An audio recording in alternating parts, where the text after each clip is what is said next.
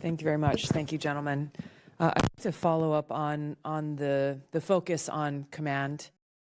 I think each of you responded to the chairman's question about the important role that first-line leaders have all the way up the chain of command to the installation commander.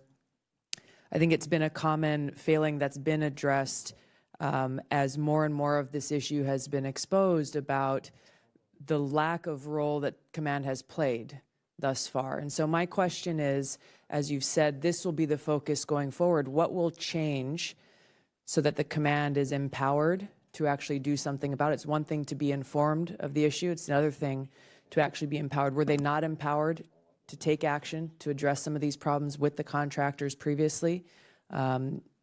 If not, what will change so that they can going forward? Mr. McMahon. Congresswoman, thank you for the question.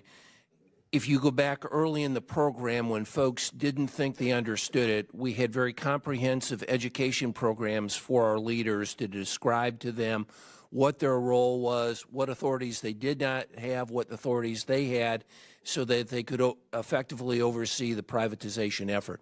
Over time, as we became comfortable, as we looked at the metrics and perceived the metrics to tell us it was going well, as you know, we have an infinite number of issues, a finite amount of time in terms of training. This, quite frankly, is something that fell off the scope. We thought it was going fine, and so we reduced and then in some cases actually eliminated that education as part of our leadership development for our leaders at all levels. The reality is, of when we look at this today, it was an issue that we should not have dropped off, and the services are taking action today to reinstitutionalize that training that was integral a decade ago, but over time, as we've continued to reduce that training, has fallen off the scope. And I'll let them comment further. Thank you. Representative, I think it's a really good, important question, because some of the things that we can do at the command level, I think, are very, very simple, not sophisticated things at all. You know, asking our junior leaders to have a face-to-face conversation with their people once a week and ask them, how are things going with your housing? How are things going with your family? Look them in the eye and just ask those questions. That's not a high-tech solution, but that would solve a lot of these problems. The biggest problem, that, from my perspective in looking at this, was finding out about issues after they had become major problems. So we need to have much better systems and ways to understand issues as they emerge, as we start seeing trends. And the data is all there. Most of our partners manage these properties using the same data system.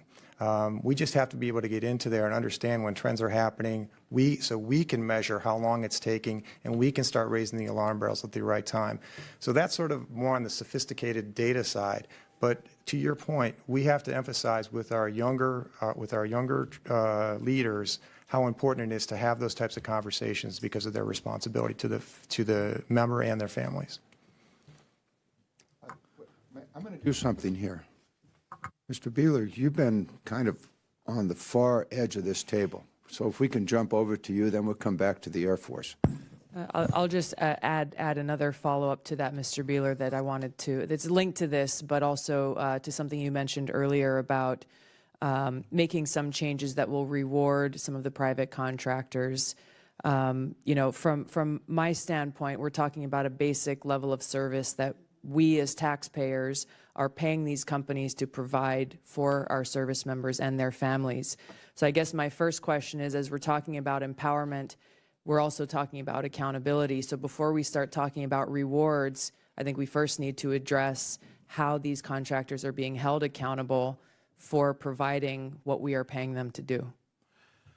Thank you, Representative. And what I meant by, quote, and I should have put it in quotes, rewarding the private companies, is that every 90 days, and I think this applies to across the services, there is an incentive fee determination that is made by the garrison commander based on performance of the private companies.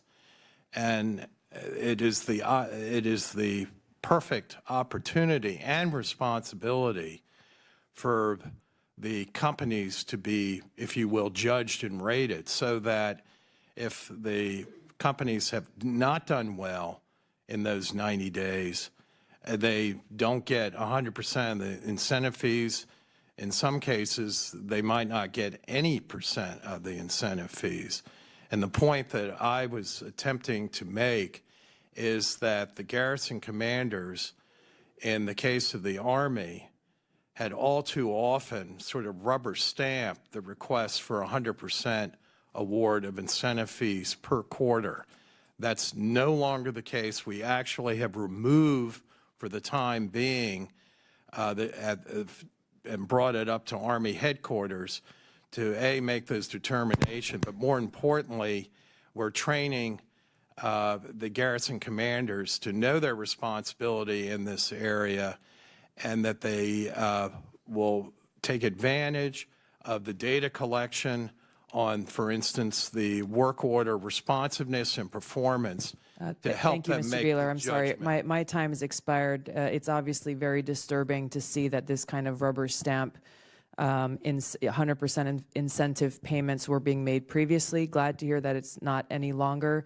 I hope we have the opportunity to address the fact that if a contractor is not they're underperforming and not meeting their marks, we're not talking about getting a lower percentage of incentives. We're talking about accountability to make sure that they are actually doing what they are contracted to do before you even begin to have a conversation about incentives. Thank